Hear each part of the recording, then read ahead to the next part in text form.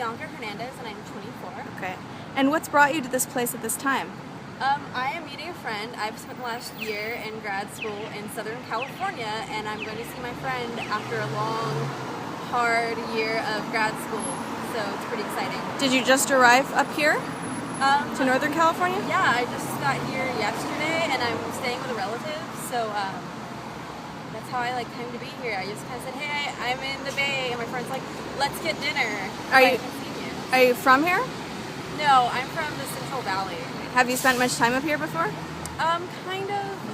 One of my relatives died, and she kind of left her house to one of my other relatives. So I've been kind of staying here because of that. And it's really different to kind of bum around here and live here-ish than it is to kind of visit for a weekend. It's a very different feel, and it's really cool. What's your impression so far? What surprised you? What do you enjoy?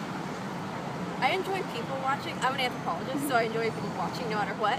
But I like how the Bay itself, there's so many different groups of people in such a clustered space, and they kind of all mix and match, and yet they kind of all go into their own little diverse little worlds, and it's really interesting to see where people coalesce and why, and at what times of the day and what times of the year they decide to come together in this area.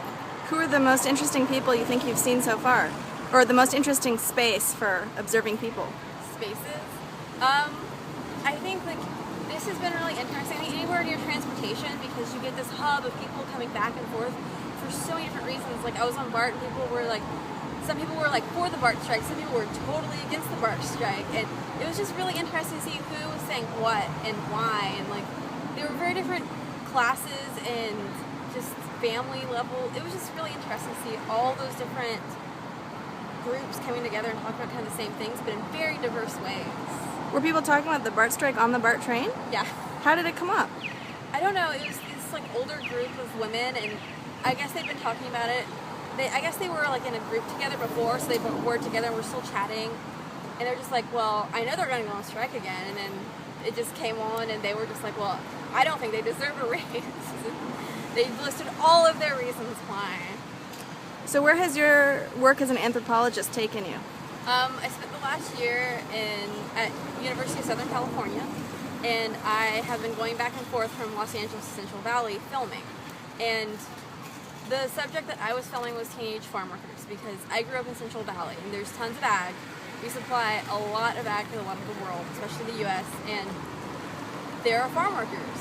And that's just a fact. We're always going to need farm workers. But the thing that touched me the most is that I had classmates that worked in the fields, and you just don't talk about it.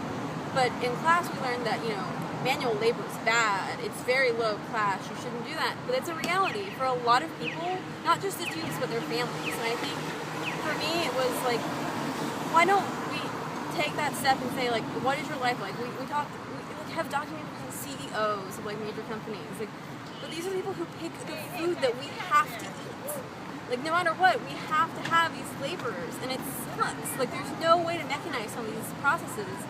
But these kids, one boy, I love him to death. He had to get up at 6 in the morning. He worked from 7 till 3, and then he had to go to classes, high school courses from 3 to 9. And I was just you're 17. I've had a privileged life, and I understand that. But the life that you live is so beyond anything I've ever seen, and I have so much respect for him. I've done this college and work, but it's nothing like field work in high school. And growing up and becoming an adult within that space, for me, I didn't know what to expect when I started the process. But I feel good about it now, because so many people are I never thought about these people. I never thought that teenagers were doing this, and for me, I'm just having that exposure. I don't see a solution, because it's I see it as a slight problem, but there's no solution, and that troubles me. But I guess as an anthropologist, what I can do is say, this is what I've seen, and maybe we can discuss it. Maybe this will open up a conversation where there's been no conversation thus far. What project do you think you'll work on next? I just found out that there is a retirement home for farm workers in the same area, set up by the United Farm Workers. And I believe that population, because the grape strike was 48 years ago, the major Cesar Chavez grape strike. I believe that a lot of the people, God willing, that are still alive probably were there, probably experienced a lot of it. So I'm hoping that maybe I can get some more funding for farm working projects, and that I can go talk to these elderly people who have spent most of their life working in like this really hard manual labor before organics became a thing. So they were exposed to major chemicals, and they probably witnessed the grape strike, like some of these massive things that we thought, oh, totally changed the face of ag, but kinda didn't change everything. So I hope to continue the same vein, but kind of explore other segments of that same population, because it's a wide variety. So. How did you decide to become an anthropologist? It took one professor being amazing. You know, it always does. I was a journalism major, and then anthropology and journalism have a lot of the same things, but I felt like with journalism, the way that we're taught in school is just to kind of be hands-off, and, you know, you're objective, you don't do anything. But with anthropology, you can be an activist, and I think that is what drew me to that. It's that you can not only be passionate and openly passionate about that, but you can say, what can I do to actively change the situation? And that was what bothered me about journalism. Like, you know, you're watching a shit show, but you can't do anything. When will you be done with school?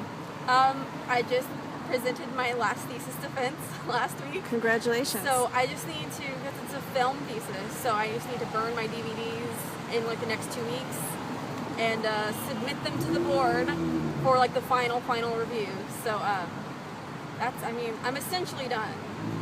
What are your hopes for the future?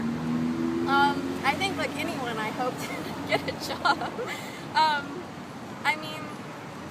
I hope to get a job because I need to pay off a lot of loans, and that sucks. I never wanted to be that kind of person. But I want to get a job that makes me feel good about what I do every day. I've worked with sustainability. I'm not an environmental studies major, but I've worked at sustainability offices, and that has been the most rewarding work I've had, like as far as getting paid for it. Because at the end of the day, I feel like I've done something really cool, and like something that it's just maybe like a drop in the ocean of things that need to be done for the earth, but like I know I'm doing something that's like moving toward a bigger goal, and I want to do something like that that's rewarding in that kind of way. If you could ask a stranger one question, what would it be?